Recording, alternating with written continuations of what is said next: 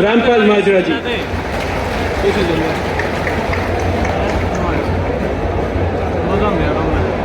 बहुत ही सम्मान के योग चौधरी अभय सिंह चौटाला जी, पूर्व में रहे केंद्रीय मंत्री चौधरी वीरेंद्र सिंह जी, हमारे बहुत ही जुझारू साथी शेर सिंह राणा जी, बहुत ही सम्मान के योग पार्टी के प्रेसिडेंट हमारे साथी नफे सिंह राठी जी, और सारे किसानों, जवानों और मेहरबानों और हरियाणा प्रदेश के कोने कोने से आए हुए भाइयों और बहनों, मैं ये सोच रहा हूँ कि आज की जन सम्मान रैली को क्या कहकर के संबोधित करूं। चौधरी देवीलाल के संघर्ष की कहानी कहां से शुरू करूं, और आज इस रैली के लिए मैं सारे कार्यकर्ताओं को, विशेष तौर से सारे भाई और बहनों को बहुत बधाई देता हूं। चौधरी देवीलाल किसान, मजदूर, कमेरे वर्ग के लोगों के प्रबल पहरेदार थे, और चौधरी देवीलाल के जीवन को कहां से शुरू कर रहा हूं। मुझे अहमदाबाद में एक भूतपूर्व विधायकों के सम्मेलन में जाने का मौका मिला।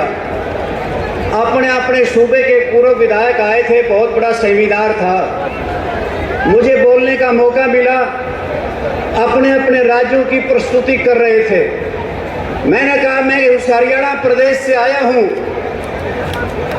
जिस प्रदेश को हरा भरा कहते हैं और दूध दही का खाना है, परंतु हाल में बात नहीं बनी। तो मैंने कहा कि मैं उस प्रदेश से आया हूं जिसका फौज में हर 10वां जवान हरियाणा प्रदेश का है। फिर कुछ बात बनी, कुछ रिस्पॉन्स लोगों का मिला, परंतु मैंने तीसरी बात कही जब कि मैं उस हरियाणा प्रदेश से आया हूं जिसमें एक महान सपूत पैदा हुआ था, जिसने अपना प्रधानमंत्री का ताज उतार के विश्वनाथ प्रताप सिंह के सर पर रख दिया था, तो फिर तालियों की गूंज हाल में हो रही थी। चौधरी देवीलाल साथियों, में इसलिए कह रहा हूं, मुझे वो संस्मरण याद हैं। चौधरी देवीलाल हरियाणा प्रदेश के मुख्यमंत्री थे और चौधरी चरण सिंह देश के गृह मंत्री थे। देश में मोरारजी देसाई प्रधानमंत्री थे। चौधरी चरण सिंह को बर्खास्त कर दिया और चौधरी देवीलाल ने ठान ली कि चौधरी चरण सिंह का जन्मदिन दिल्ली में मनाएंगे। मोरारजी देसाई ने चौधरी देवीलाल को बुलाया और ये कहा कि आप किसान रैली नहीं करोगे, चौधरी चरण सिंह का जन्मदिन नहीं मनाओगे। तो चौधरी देवीलाल ने देश के प्रधानमंत्री से कहा था कि मैं किसान का बेटा पहले हूं, बाद में मुख्यमंत्री हूं। के साथ इनको जम्मू कश्मीर के भूतपूर्व मुख्यमंत्री डॉक्टर फारूक अब्दुल्ला जी और हमारे हर संघर्ष के साथी केसी त्यागी जी हमारे बीच में पहुंचे हैं, उनका बहुत बहुत स्वागत है।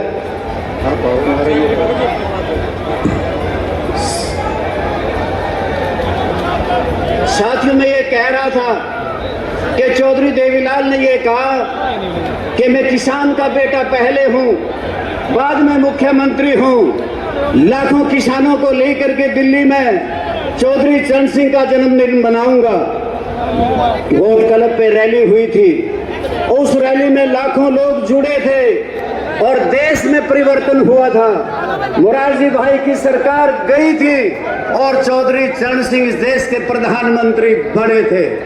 परंतु साथियों, आज किसान जिसको चौधरी देवीलाल ने अपने संघर्ष से सींचा, आज वो मारा मारा फिर रहा है, उसे बहकाया जा रहा है। कभी कहते हैं कि हम आपकी आमदनी दुगनी कर देंगे, स्वामीनाथन आयोग की रिपोर्ट लागू कर देंगे, कभी कहते हैं एमएसपी का कानून बना देंगे, परंतु नहीं, किसान को तो कंगाल कर दिया और बड़ी बड़ी कंपनियों को मालो माल कर दिया।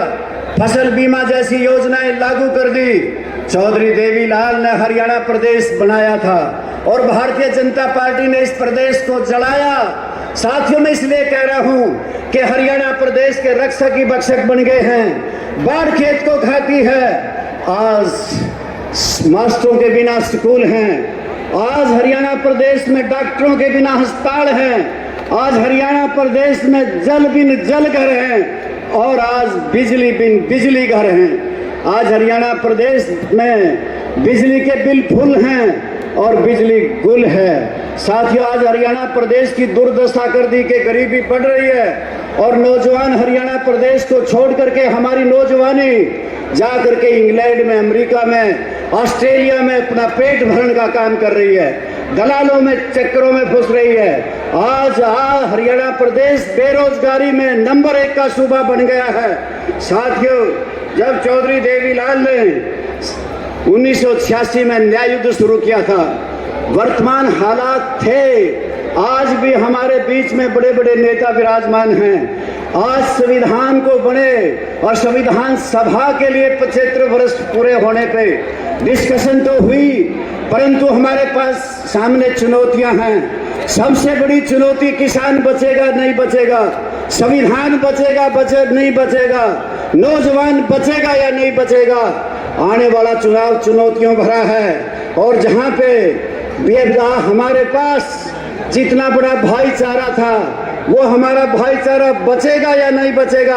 हमारी बंदरगाहें, हवाई अड्डे, रेलवे स्टेशन बचेंगे या नहीं बचेंगे, या इस देश के अंदर इसी प्रकार से ईडीआई का राज चलेगा, सीबीआई का राज चलेगा, इनकम टैक्स की रेडों का राज चलेगा।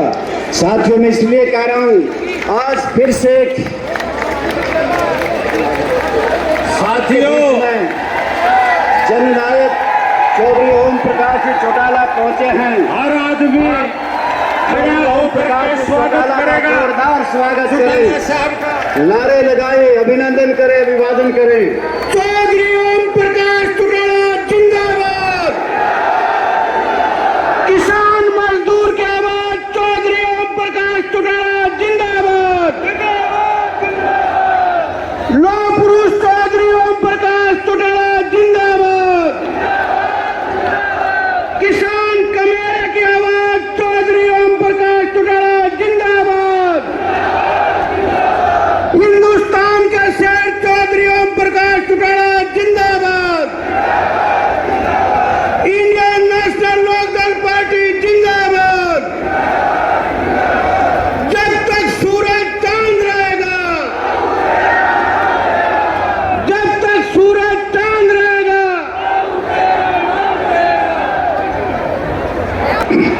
भारतीय जनता पार्टी ने हमारे बीच में इस प्रकार के काले कानून दिए थे।